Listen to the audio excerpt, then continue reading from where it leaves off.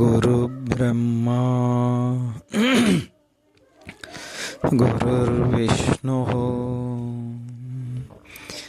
గురుదేవో మహేశ్వరః గురు సాక్షాత్ పరం బ్రహ్మ తస్మై శ్రీ గురవే నమః. నమస్కారం మాస్టర్. నమస్కారం మాస్టర్ కేపీకే. నమస్కారం మాస్టర్ ఈకే.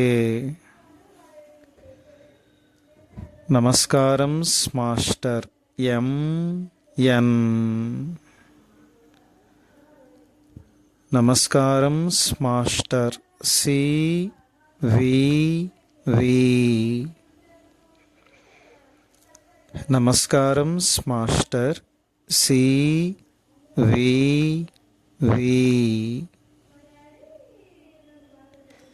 నమస్కారం master CVV to your lotus feet.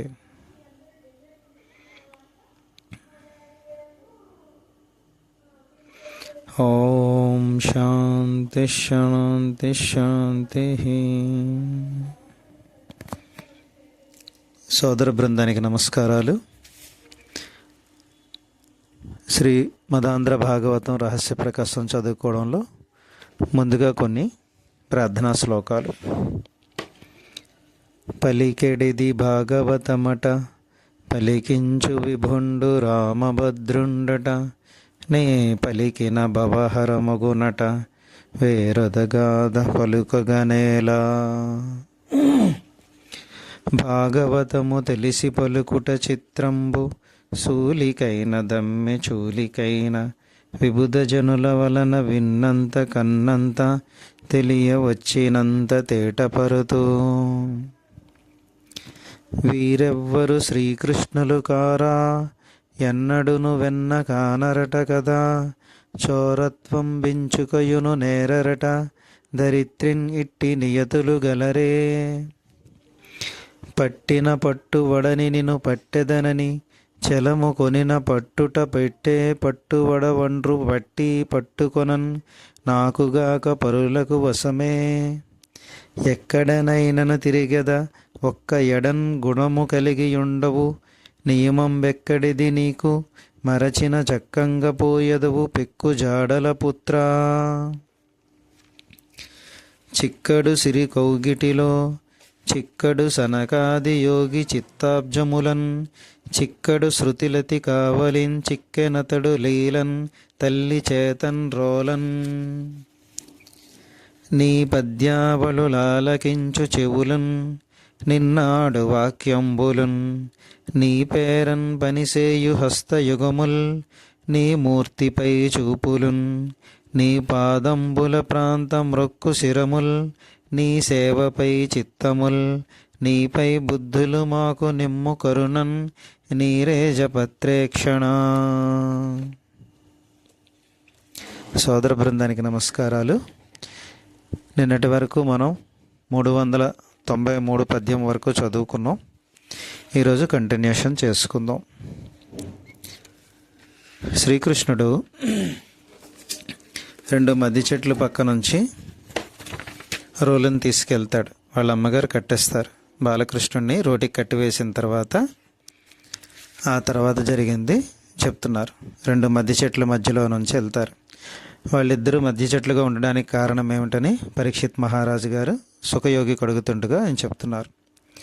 సుఖయోగి ఇట్లా చెప్పాను. పూర్వం ఒకప్పుడు కుబేరుని పుత్రులైన నలకూబరుడు, మణిగ్రీవుడు అనువారు శంకరుని అనుచరులుగా స్వీకరింపబడిరి. అసలే ధనాధిపతి అయిన కుబేరుని కుమారులు, పైగా సాక్షాత్తు పరమశివుని అనుచరులుగా ఉన్నత పదవి పొందినవారు. కనుక వారి అహంకారము పెరిగిపోయెను. హిమాలయ పర్వతము పైన మనోహరమైన చర్యలపై అప్సర సుందరీమణులతో కామక్రీడలలో విహరించుచుండిరి. ఆడు ఏనుగులతో కూడిన మదపుటేనుగు వలె యథేచ్ఛగా విహరించిరి. గంగా నదిలో వివస్త్రులై ప్రియురాండ్రతో కలిసి జలకములాడుచుండిరి. ఆ సమయమున నారద మహర్షి అక్కడకు వచ్చెను. స్త్రీలందరూ సిగ్గుపడి చెరచెరా బయటకు వచ్చి వస్త్రములు ధరించిరి. యువకులిద్దరును మద్యపానముచే మత్తెక్కి ఉండుట చేత నారదుని చూచి కూడా అట్లే విహరించుచుండిరి. నారద మహర్షికి కోపము వచ్చెను. వారిని శపించవలెనని సంకల్పించి సందర్భమునకు తగిన ఒక సత్యమును గీతముగా గానము చేశాను. ధనవంతుడైన వాడు ఇతరులను గమనింపలేడు. తమ శరీరము, యవ్వనము, సంసారము శాశ్వతమని నమ్మి బలహీనులను హింసింపజూతురు. దరిద్రుడైన వాడు బాధలను అనుభవించుచుండుటచే భౌతికముగాను మానసికముగాను బక్కచిక్కి ఉండును. అట్టివాడు ఇతరులను హింసింపడు. ఎవరిని చూచినను తన వలనే బాధపడుచున్నారేమో అని ఆలోచించును. ఇతరులను తనతో సమానులుగా భావించుట ఈ రూపముగా తనకు అభ్యాసమగును. ఐశ్వర్యముచే కన్నులు పొరలు కమ్మిన వానికి దరిద్రమే చక్కని కాటుకు వలె పనిచేసి అహంకారపు పొరలను కరిగించి వేయును. ఇట్లు గానము చేసిన నారదుడు ఇట్లు భావించను. ధనాధిపతి అయిన కుబేరుని కుమారులమని వీరు క్రొవ్వెక్కి ఉన్నారు. కనుకనే ఇతరులను గమనించి గౌరవించుట అను లక్షణము వీరికి కలలోనైనను అలవాటు కాలేదు. వీరి క్రొవ్వును కరిగించినచో వీరిలోని వివేకము పనిచేయుట ప్రారంభించును. ఈ మార్గమున వీరిని మరలా బుద్ధిమంతుల శ్రేణిలో చేర్చుట మంచిది. ఇక్కడ వివరణ: నారదుని శాపములో కోపావేశము లేదు. వైద్యుడు రోగి శరీరములోని రోగమునే చూచును, రోగమును తగ్గించుటకు యత్నించును, కానీ రోగిని అసహ్యించుకొనడు. భౌతిక వైద్యశాస్త్రమైనను ఆధ్యాత్మిక వైద్యమైనను సూత్రం ఒక్కటే. వ్యాధిని తొలగించినచో రోగి ఆరోగ్యవంతుడగును. దాని కొరకు అవసరమైనచో చేదుమందునిచ్చినను, మానసికముగా శిక్షించినను, శాపములిచ్చినను అది రోగిపై వైద్యునకు కల కరుణయే గాని కోపము కాదు. నారదుడు ఈ కర్తవ్యమునే నిర్వహించను. పురాణములలోనూ రామాయణ భారతములలోనూ గల శాపవృత్తాంతములలో కొన్ని ఈ కోవకు చెందినవి. వానిని గురించి మరొక సందర్భములో చెప్పుకొనగలము. నారదుడు ఇట్లు సంకల్పించి నలకూబర మనుగ్రీవులతో ఇట్లనెను: మీరు కామాసక్తులై స్త్రీలతో విహరించుచుండుటచే అహంకారముతో గ్రుడ్డివారైనారు. మీరు భూలోకములో జంట మధ్య చెట్లుగా 100 దివ్య సంవత్సరములు పడి ఉండవలెను. ఆ తరువాత నారాయణుని పాదపద్మముల స్పర్శ మీకు లభించును. ఆ సంస్పర్శతో వృక్షరూపము నుండి విముక్తి కలుగును. నాటి నుండి మీరు నారాయణ భక్తులై జీవించెదరు. చక్కని సద్భావములే మీ ఐశ్వర్యముగా ఉండును. దాని అందే మీకు ఆసక్తి కూడా ఉండును. అప్పుడు మరలా మీరు దేవలోకమునకు వచ్చి విహరించగలరు. నా మాట తప్పదు సుమా. నారదుడిట్లు పలికి నారాయణాశ్రమమునకు వెడలిపోయాను. ఆ కుబేర పుత్రులిద్దరును కవల మద్ది చెట్లై రేపల్లెలో నందుని ఇంటి సమీపమున పెరుగుచుండిరి. బాలకృష్ణుడు నారదుని మాటలు గౌరవించి ఆ మద్దు చెట్లకు విమోచనము కలిగించదలిచెను. ఆ మాయల ముద్దుల కుమారుడు నడుమునకు కట్టిన రోటిని ఈడ్చుకొనుచు ఆ అర్జున యమలము అనగా మద్ది చెట్ల జంట ఆ అర్జున యమలము ఉన్న చోటికి చేరుకొనెను. మహాబలవంతుడైన ఆ బాలుడు హుమ్మని ముందుకు సాగుచుండగా అతని బొజ్జకు కట్టిన త్రాడు పెద్ద రోటిని బలముగా లాగాను. ఆ రోలు అడ్డముగా పడిపోయాను. అతడు ముందుకు సాగుచుండగా ఆ రోలు దొర్లుకొనుచు వాని వెనకనే వచ్చుచుండెను. అతడు జంట మద్ది చెట్ల మధ్యలో నుండి దూరి రెండవ వైపుకు పోయాను. అతడింకనూ ముందుకు లాగుచుండగా వెనకనున్న రోలు ఆ 2 మద్ది చెట్లను వ్రేళ్లతో కూల్చివేశాను. అడ్డము తిరిగిన రోలు బాలకృష్ణుని మహాబలము వలన 2 మద్ది చెట్లను కూకటి వేళ్లతో పెకిలించి వేశాను. భయంకరమైన శబ్దముతో ఆ అర్జున వృక్షముల జంట నేలకూలగా కొమ్మలు విరిగిపోయాను. అట్లు వ్రేళ్లతో సహా కూలిపోయిన చెట్లలో నుండి 2 అగ్నిజ్వాలలు వెలువడినట్లయ్యాను. దిక్కులు పిక్కటిల్లు మహా తేజస్సుతో 2 సిద్ధపురుషులు వెలువడి వచ్చిరి. వారొక్కసారిగా నిద్ర నుంచి మెలకువ వచ్చినట్లయ్యాను. వారికి ఒక్కసారిగా నిద్ర నుండి మెలకువ వచ్చినట్లయ్యను. భక్తులను రక్షించు ఆ బాలునకు వారిద్దరూ సాష్టాంగ నమస్కారము చేసి లేచి నిలబడి ఇట్లు స్తుతించిరి. కృష్ణ, నీవు బాలుడుగా ఉన్నావు, కానీ నిజముగా నీవు బాలుడవు కావు. పరమపురుషుడవైన నారాయణుడవు. నీకు నీవే ఆధారము, కానీ నీకు మరి ఒక ఆధారం అక్కరలేదు. యోగులలో ఉత్తముడవు. సమస్త జగత్తులకు నీవే మొదటివాడవు. ఈ విశ్వము యొక్క సూక్ష్మతత్వము స్థూల రూపము కలిసి నీ రూపమగునని జ్ఞానులు చెప్పుదురు. సృష్టిలోనూ మానవులలోనూ గల పంచభూతములకు, ఇంద్రియములకు, ప్రాణమునకు, అహంకారమునకు నీవే అధిపతివి. సృష్టిగా వ్యాపించిన ప్రకృతి నీవే. ప్రకృతి నుండి పుట్టవలసిన సృష్టికి ఒక చైతన్యమయమైన అవకాశము కావలను. అది మహత్తు అనబడను. అది కూడా నీవే. వీనిలో నీవు ఉండటియే కాక వీనిని నిర్వహించు ఈశ్వరుడువు కూడా నీవే. సృష్టి పుట్టుటకు, నిలబడుటకు, అంతమగుటకు కారణమైన త్రిగుణములు ప్రకృతి నుండి పుట్టను. ఆ గుణములు నిన్ను ప్రభావితము చేయలేక దూరముగా నిలబడి ఉండను. గుణములు లేని గుణములకు అతీతమైన వాడవు నీవు. గుణములచే బద్ధులైన వారు నిన్నెట్లు స్తోత్రము చేయగలరు? చిత్రమేమనగా నీ నుండి పుట్టిన గుణములచే నీవే కప్పబడి ఉండుట కూడా జరుగుచున్నది. ఎన్నో అవతారములలో సాటిలేని తేజస్సుతో నీవు శరీరములు ధరించి అద్భుతమైన పరాక్రమములు ప్రదర్శించితివి. కానీ ఏ అవతారములోని శరీరములోనూ నీవు బద్ధుడువు కాలేదు. అట్టి పరమేశ్వరుడు వగు నీకు నమస్కరించుచున్నాము. మహాత్మా, సకల లోకములలోని సర్వమునకు నీవే ప్రభుడవు. ఈ లోకములను పుట్టించి రక్షించుటకు అవతరించిన విశ్వమంగళ స్వరూపుడువు నీవు. మహాయోగులు సైతము నిన్ను శరణు వేడుచుందురు. సర్వజీవులలోనూ వారి స్వభావముగా వసించి ఉండు వాసుదేవుడువు నీవు. సకల శుభములు నీలో నిలబడియుండి జీవులకు లభించుచుండను. ఇక్కడ వివరణ ఇచ్చారు. కళ్యాణము లేక శుభము అను లక్షణము మూలతత్వముగా వాసుదేవునిలో ఉన్నది. ఎవరికి కావలసిన శుభములు వారికి వాసుదేవుని శుభతత్వముల నుండి వెలువడి వర్షించును.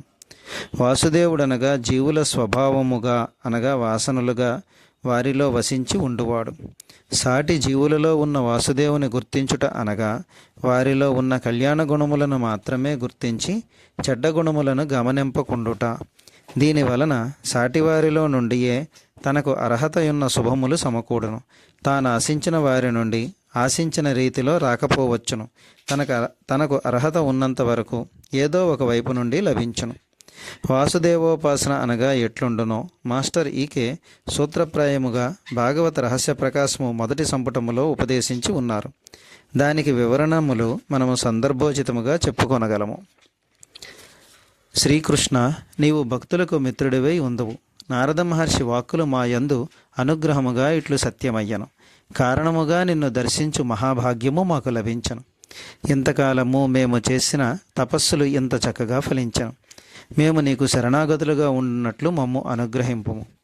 మా చెవులు నిన్ను గురించిన పద్యములనే ఆలకించు చెవులుగా ఉండవలెను. మేము మాట్లాడు వాక్యములన్నీయు నిన్ను గురించినవే అయి ఉండవలెను. మా హస్తములు నీ సేవలకే పనిచెయ్యవలెను. మా చూపులెప్పుడునూ నీ రూపము పైననే నిలిచి ఉండవలెను. మా శిరస్సులెప్పుడునూ నీ పాదములకే నమస్కరించుచుండవలెను. మా మనస్సెప్పుడునూ నీకెట్లు సేవ చేయవలెన అని ఆలోచించుచూ ఉండవలెను. మా బుద్ధులను నీపై నిలబడి ఉండవలెను. మా బుద్ధులు నీపై నిలబడి ఉండవలెను. కలువరేకుల వంటి కన్నులు గల వాసుదేవా, మాకీ వరమును ప్రసాదించు. ఇక్కడ వివరణ ఇచ్చారు. భాగవతములోని అత్యంత ప్రసిద్ధమైన పద్యములలో ఇది ఒకటి. ప్రతి తెలుగువారు ఈ పద్యమును కంఠస్థము చేయుట మంచిది. భాగవతములోని అన్ని చోట్లను గల విశేష సమన్వయమే ఇక్కడ కూడా చేసుకొనవలెను. తన సాటివారిని వదిలివేసి దేవుని మాత్రమే చూడవలెననుకొన్నచో అతడు చిక్కడు. సాటివారిలో, సాటి జీవులలో దేవుని చూడవలెను. ఎవరిని గురించి ఏమి మాట్లాడిననో వారిలో దేవుని చూచియే మాట్లాడవలెను. ఎవరికి నమస్కరించిననో వారిలోని దేవునికే నమస్కరింపవలెను. ఇది భాగవత మార్గం. యక్షులిట్లు స్తోత్రము చేయుచుండగా రోటికి కట్టుబడి ఉన్న బాలకృష్ణుడు ఇట్లనెను. యక్షులారా, ఈ లోకములలో ఎవరైనను తమ తమ ధర్మము తప్పగా ఆచరించుచుండవలెను. నన్ను నమ్మి స్వధర్మాచరణము చేయువారు లౌకిక జీవులుగా తిరుగుచున్నను నష్టము లేదు. ఒక్కసారి నా దర్శనము లభించిన తరువాత సంసార బంధము చక్కగా తొలగిపోవును. సూర్యుడు ఉదయించిన తరువాత చీకటి విరిసిపోయినట్లు నా దర్శనము లభించిన తరువాత ఇక బంధము ఉండదు. ఇక్కడ వివరణిస్తున్నారు. దేవుడున్నాడని నమ్మి జీవించుట ఒక పద్ధతి. కుటుంబములోనూ సమాజములోనూ తమ స్థానమును కర్తవ్యమును గుర్తించి స్వధర్మమును అనుష్ఠించుట ఒక పద్ధతి. ఈ రెండు పద్ధతులను సమన్వయించుకొని జీవించుట ఉత్తమ పద్ధతి. దేవుడున్నాడని తన ధర్మాచరణమును గమనించుచున్నాడని నమ్మినచో కర్తవ్యమును ఆచరించుచున్నను మనస్సులో ఆటుపోటులు తప్పవు. తన శ్రమకు తగిన ఫలితము గుర్తింపు లభింపలేదని, ఎవరునూ తన మాట వినుటలేదని ఇట్లు మానసిక వేదనలెన్నో పుట్టుచుండను. దేవుని నమ్మినవాడు తన వేదనలను దేవునిపైకి నెట్టివేయను. క్రమముగా కర్తవ్యమే దేవునికి సమర్పణగా చేయుట అభ్యాసమగును. ఈ మార్గములో సాధన సాగుచుండగా ఎప్పుడో దేవుని అనుగ్రహము కలుగును. ఆయన దర్శనము లభించును. ఇది ఏ రూపముగానైనను కావచ్చును. నాటి నుండి సంసార బంధములన్నీ తొలగిపోవును. సూర్యోదయముతో చీకటి విరిసిపోవునని చెప్పబడినది. చీకటి తొలగిపోయి వెలుగు వచ్చునా? వెలుగు వచ్చి చీకటిని నెట్టుకుని పోవునా? ఇక్కడ ఒక రహస్యం ఉన్నదని పెద్దలు చెప్పుదురు. వెలుగుకు మూలస్థితి చీకటి. వెలుగు లేనప్పుడు చీకటి ఉండును. వెలుగు వచ్చినప్పుడు చీకటి కణములు తేజోవంతములగును, అనగా చీకటే వెలుగుగా మారును. అట్లే కొంతకాలము ధర్మాచరణము చేయుచున్న వానికి ఏ ఏ అంశములు, భావములు, ఆశయములు అడ్డంకులుగా నిలబడెనో అవి ఇప్పుడు బంధములు కాకుండా పోవును. తన సాధనను ఇతరులు గుర్తింపవలనని ఆశించినచో అది బంధం మగును. వారికి తాను సేవ చేయవలనని యత్నించినప్పుడు గుర్తింపు లభించును. సేవాబుద్ధియే ముఖ్యము గనక తనకు లభించిన గుర్తింపు కూడా 10 మంది మేలుకే వినియోగపడును. అనగా ఇంతవరకు తనకు బంధములైనవి ఇప్పుడు మానవరూప మాధవ సేవకు ఉపకరణములగును. సూర్యోదయముతో చీకటి పోయి వెలుగు వచ్చును. అది ఎప్పుడు జరుగును? సూర్యోదయ కాలము కని సమాధానం. కానీ నిద్రపోవచున్న మనకు ఉదయం ఎప్పుడు జరుగునో ఎట్లు తెలియగలదు? ఈ ఉదయం ఒకట, చీకటి తొలగుట, లేక మెలకు వచ్చుట అనునవి జరుగుటకు కాలము అను అంశము కూడా తోడు కావలను. సరి అయిన సమయము వచ్చినప్పుడు దేవుని అనుగ్రహము మనపై ప్రసరించును. మరి అంతవరకు మనమేమి చెయ్యవలెను? వేచి ఉండుట ఒక్కటే మార్గము. అట్లని సోమరిగా వేచి ఉన్నచో దేవుడు కూడా బద్దకించవచ్చును. దేవునికే సమర్పణగా మన స్వధర్మమును చిత్తశుద్ధితో ఆచరించుచుండటియే మార్గము. నలకూబర మణిగ్రీవులారా, కరుణామయుడైన నారదుని వాక్కు యొక్క మహిమచే మీరు నన్ను చూచుట సాధ్యమైనది. దానివలన మీరక్కడ మేల్కొనుట సాధ్యమైనది. నా యందు మీకు భక్తి స్థిరమై నిలబడినది. ఇక్కడ వివరిస్తున్నారు. నారదుని శాపములో ఉన్న కరుణామయత్వమును గురించి కొంత చెప్పుకుంటమే. కామమయమై మద్యపానమయమైన జీవనమునకు అలవాటు పడిన హీనస్థితి నుంచి శ్రీహరి యందు స్థిరమైన బుద్ధి నిలబడు స్థాయికి యక్షులను ఉద్ధరించుటయే నారదుని శాపములోనే పరమార్థము. సజ్జనులైన పెద్దలు ఎవరైనా మనలను కోపగించినను అది మనలోని లోపములను సరిదిద్దుటికే కానీ కోపము ఉండుట వలన కాదు. యక్షులు మేల్కొన్నారని కృష్ణుడు అనుగ్రహించను. వారి దివ్యప్రజ్ఞ నిద్రాణమై వృక్షముల రూపములో అణగారి ఉన్నది. ఆ దివ్యప్రజ్ఞకి ఇప్పుడు ప్రబోధము లభించినది. అంతేకాక అహంకారమయము కామమయము అగు స్వభావము నుండి కూడా వారికి మెలకువ కలిగెను. ఈశ్వరుడైన బాలకృష్ణుడు ఈ విధముగా వారిని అనుగ్రహించి వారి స్థానమునకు పోవచ్చునని దీవించను. వారతనికి ప్రదక్షిణము చేసి మరలా నమస్కరించి కుబేరుని దిక్కు అగు ఉత్తర దిక్కునకు వెళ్ళిపోయిరి. దూరముగా ఉన్న నందుడు మొదలైన గోకుల నాయకులు చెట్లు కూలిన చప్పుడు భీకరముగా వినిపించను. పిడుగు పడినదేమో అని భయపడుచు వారు పరిగెత్తుకుని వచ్చిరి. వారిట్లనుకొనిరి, ఈ మహావృక్షములు ఇట్లు కూలిపోయినవి. రోటికి కట్టివేయబడిన ఈ కుర్రవాడు కూలిపోయిన చెట్ల మధ్య కూడా క్షేమముగా ఉన్నాడు. ఇతడిట్లు బ్రతికియుండుట ఎట్లు సాధ్యమయ్యను? వీని ముఖములో ఏమాత్రమూ భయము కనబడుట లేదు. ఈ వింతను గమనించితిరా? ఇంత పెద్ద చెట్లు పడవలనన్నచో పిడుగుపడి ఉండవలను. కానీ పిడుగుపడిన సూచనలు ఏమీ లేవు. పెద్ద గాలి తాకిడికి పడిపోయినదనుకుందుమా? అంత గాలి విసురలేదే.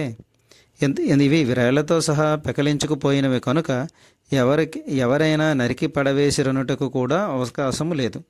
పోనీ ఈ కుర్రవాడే పడవేసిన అనుకుందుమా? వీనికంత బలమెక్కడిది? ఎంత ఆలోచించిననో చెట్లు కూలిపోవుటకు కారణము కనబడుకున్నది. ఇట్లు గోపకులు ఒక్కొక్కరు ఒక్కొక్క విధముగా ఊహించుచుండిరి. కారణము తెలియక ప్రకృతిలోని ప్రమాదము కావచ్చునని భావించిరి. ఆ చుట్టుపక్కల ఆడుకొనుచున్న గోపబాలకులు పెద్దవారితో ఇట్లనిరి, ఇదిగో మా మాటలు వినుడు.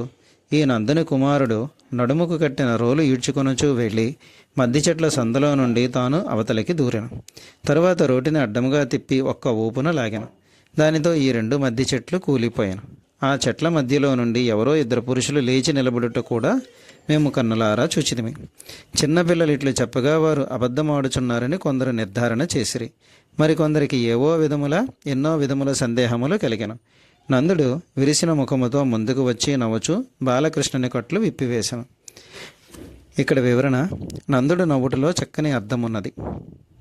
ఈ బాలకుడు చెరసాలలో వసుదేవుని కుమారుడై పుట్టి మాయాశక్తిచే గోకులమునకు చేరుకొనుట, అతడు విష్ణుదేవునితో సమానుడని గర్గ మహర్షి చెప్పుట నందునకు గుర్తున్నది. ఇంతకు ముందు జరిగిన పూతన, శకటాసుర, తృణావర్తుల సంహారము కూడా బాలకృష్ణుని మహిమను నిర్ధారణ చేయుచున్నవి. ఈ మద్ది చెట్ల సన్నివేశము కూడా బాలకృష్ణుని లీలా వినోదమే అని గ్రహించి అతడు నవ్వుకొనెను. అంతేకాక ఇంత ప్రమాదము జరిగినందుకు కంగారు పడినను బాలునిలో ఏమాత్రమూ భయము లేనందుకు నందుడు ఆశ్చర్యపోయాను. ఆ తర్వాత కట్లు విప్పబోచుండగా నవ్వు వచ్చుట చాలా సహజమైన విషయము. గోపనాయకులలో కలుగుచున్న వివిధ భావములు గమనించిన బాలకృష్ణుడు వారి మనసులను మరలించుటకు చిన్ని బాలుని వలె క్రీడింపసాగాను. గోపవనేతలు తాళము వేయుచుండగా పాటలు పాడాను. వారు చప్పట్లు చరుచుచుండగా యంత్రపు బొమ్మ వలె చేతులు త్రిప్పుచూ నాట్యము చేశాను. ఎన్నడూనూ జనులను చూడని వాని వలె వారిని ఒక్కొక్కరిని తేరిపార చూచి తీయగా నవ్వాను. తన స్నేహితులకు గోప బాలకుల వద్దకు వెళ్ళి వారితో చక్కగా మాట్లాడాను. నాకేమైనా పని ఉన్నదా, లేక ఆడుకున్నట్టుకు పోవచ్చునా అని పెద్దలను అడిగాను. చిన్న చిన్న అడుగులు వేయిచూ అటూ ఇటూ ఊగుచూ పెద్దలను ఆనందింప చేశాను. తల్లి వానిని పిలిచి పాలు త్రాగమనగా అతడు మారాము చేశాను. పాలు త్రాగినచో జుట్టు పొడుగుగా ఒత్తుగా పెరుగునని తల్లి ఆశ పెట్టాను. బాలకృష్ణుడు గబగబా పాలు త్రాగి లేచి నిలబడి జుట్టు కొలిచి చూచుకొనెను. ఏదమ్మా, జుట్టు పెరగలేదేమి? నీవు అబద్ధం ఆడుచున్నావు అని బొంగమూతి పెట్టాను. కృష్ణుడు చేతిలో ఒక చెర్నాకోలు పట్టుకొని నీటి బాణ వద్దకు వెళ్ళి దాని లోపలికి తొంగిచూచాను. గట్టిగా తల్లిని కేకవేచి పిలిచాను. అమ్మా, చూడవే, ఈ నీటి కుండలో ఎవడో కుర్రవాడు చెర్నాకోల పట్టుకుని నన్ను కొట్టుటకు వచ్చుచున్నాడు అనను. అతడు అల్లరి చేయుచుండగా తల్లి, నీవు ఏడ్చినచో బిచ్చగాళ్ళు వచ్చెదరు, నిన్ను భిక్షాపాత్రలో వేసి బిచ్చగాళ్ళకి ఇచ్చేదను అని బెదిరించి చుండును. కనుక నిజముగా బిచ్చగాళ్ళు వచ్చినప్పుడు బాలకృష్ణుడు భయముతో తల్లి చాటున నక్కి ఉండును. ఈ రోజుకి ఈ కార్యక్రమం ఇక్కడితో ముగిస్తున్నాం. స్వస్తి.